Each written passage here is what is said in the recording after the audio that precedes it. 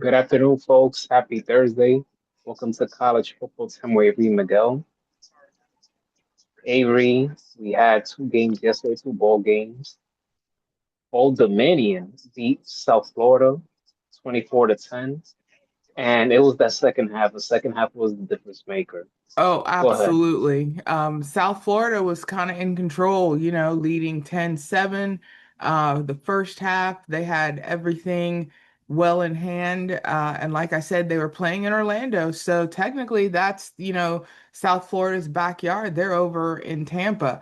But after the second half, whatever Old Dominion's head coach, whatever their coaching staff, whatever their leader, captain players, said worked because all of a sudden they came out and basically they took no prisoners. They got that bowl berth, they earned it, and they took advantage of it. And one of the first upsets of a bowl season, in my opinion.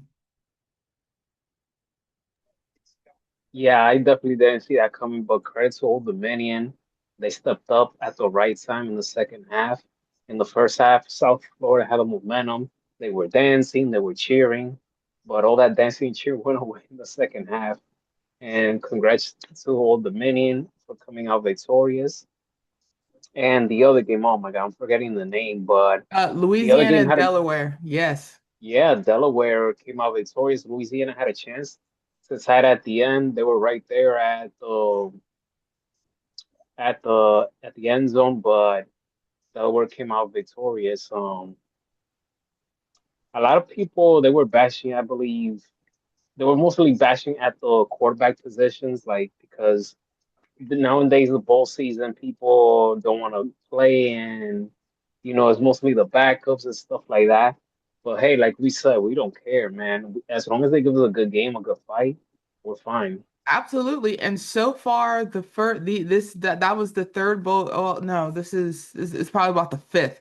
But for the bowl games right now, and we've said it recently, sometimes you have teams that don't get the recognition, and definitely bowl games, teams that maybe you're not familiar with, players you're not familiar with, they can get on your radar, So, for the teams that opt out of bowl games, it's given the opposite effect of these other teams. So like Old Dominion, essentially upset South Florida.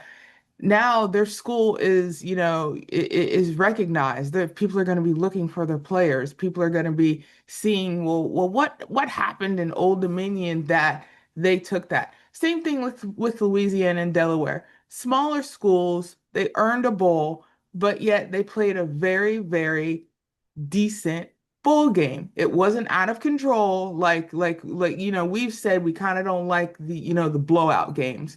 This was a very, albeit conservative, but very interesting bowl game. There was intrigue there. I kind of like to look at my sports games as kind of like, movies. You have a good introduction, you have a story there, possibly a good middle part, and then you have a strong ending and it works.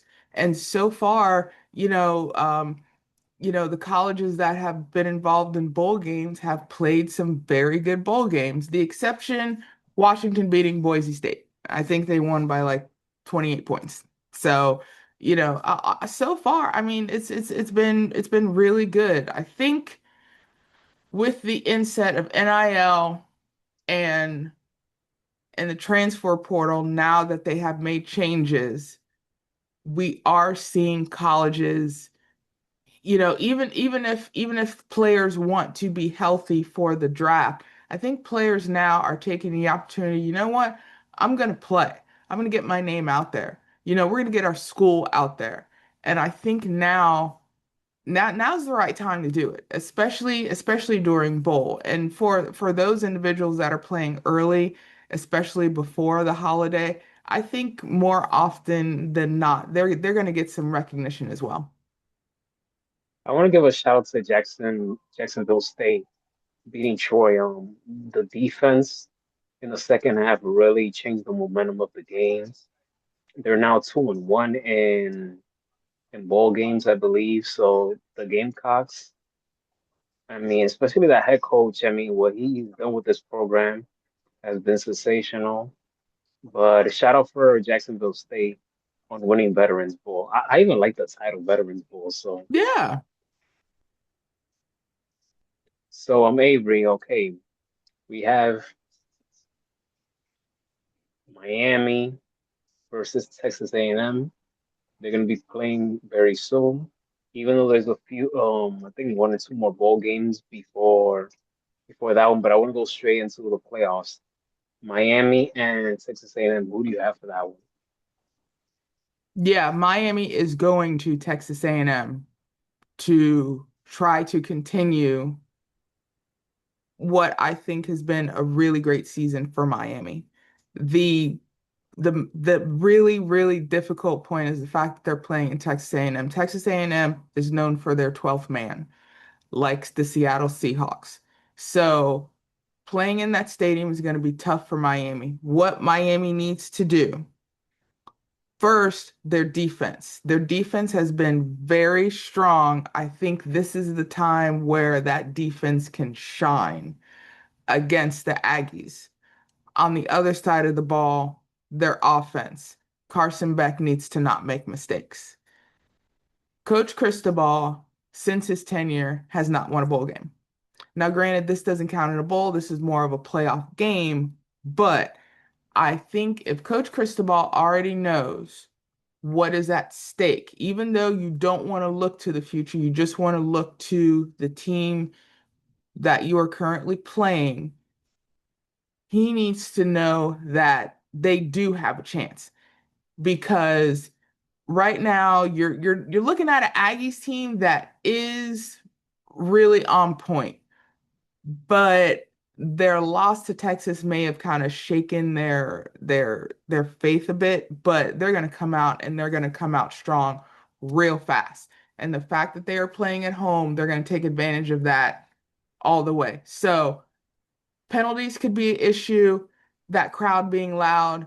Miami needs to be careful of false start penalties. They also need to be careful any personal fouls, anything that can disrupt their play that Texas A&M could take advantage of. Now, we've said it all year. We like an upset. As Americans, I think we like the underdog. Now, Texas A&M is favored. They're favored by like 3.5. Even though Texas A&M is playing at home, I'm going to do something wild. I'm going to go with Miami on this one. I don't know why. I can't help it. But there's something about Miami's play up until the end of the season that I think can help them. Not to say that the Aggies are just going to roll over. I think the Aggies are just going to put up a fight. I think this just is going to be a good back and forth game. And it's a high noon game on Saturday. So I think we can look for that shootout mentality. So I'm going to go with Miami on this one. I think the defense is going to keep it close in the first half, but I think it might be it might get a little out of control during the second half, and I think the offenses may take control in the second half. So I'm going to go with Miami on this one. I'm going to go Miami 35, Texas A&M 32. Oof. As a Hurricane fan, I got to roll with the U on this one.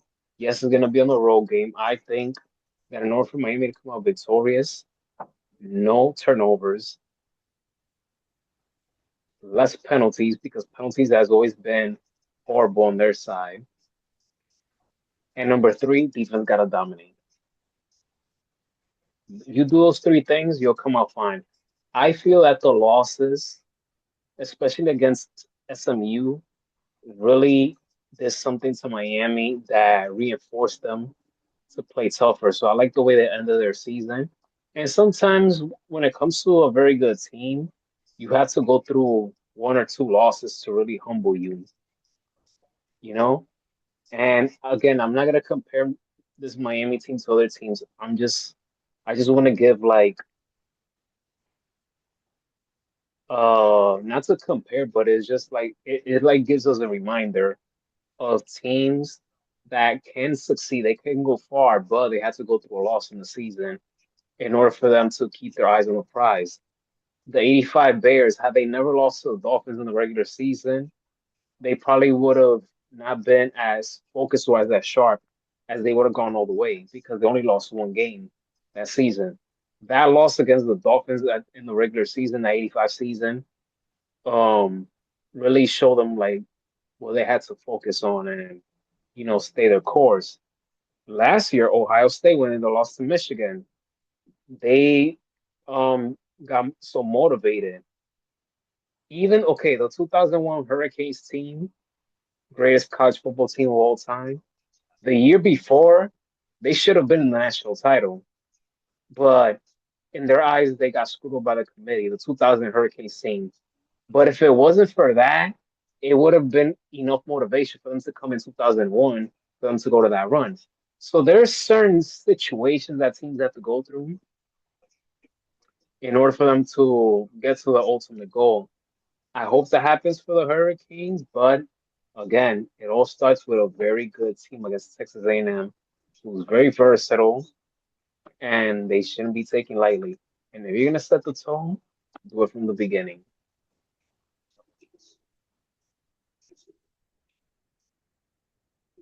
Any final things you want to say, Avery, about anything else before we wrap up? Yeah, the first of the first round games is going to be tomorrow night, Friday night, prime time. Alabama's going to go to Oklahoma, hoping for revenge.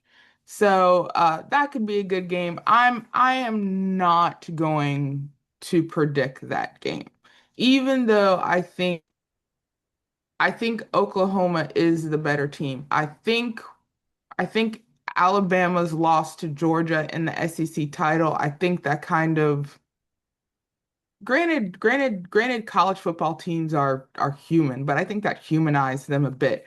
If it would be an upset knowing that Alabama already lost to Oklahoma. So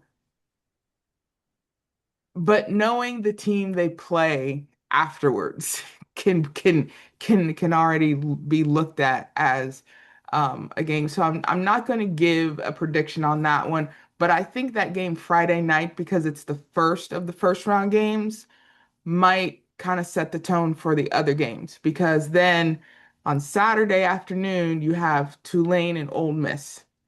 Then you have James Madison and Oregon in prime time. Now, of the two main underdogs, Tulane and James Madison, I I want to see them fight for a win.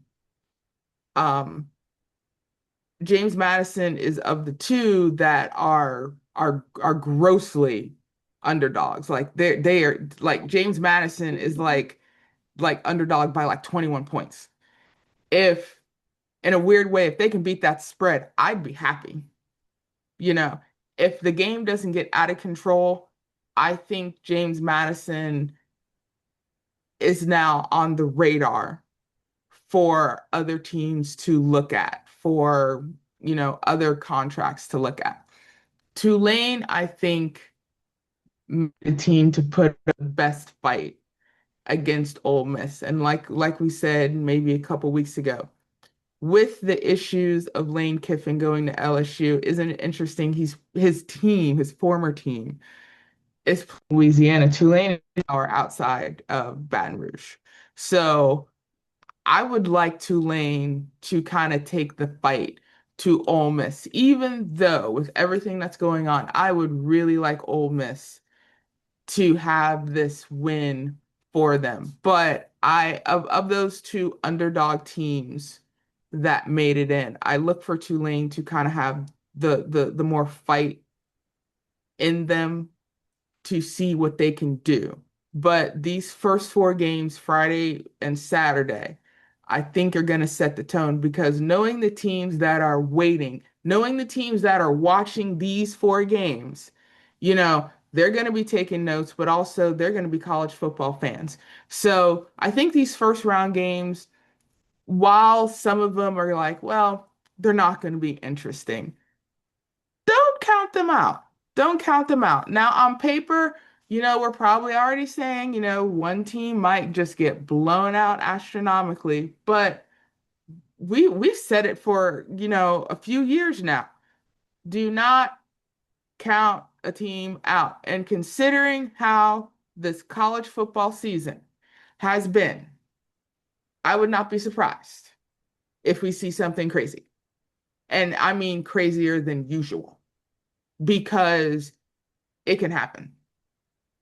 It can happen. We've said it any given Sunday, any given Saturday.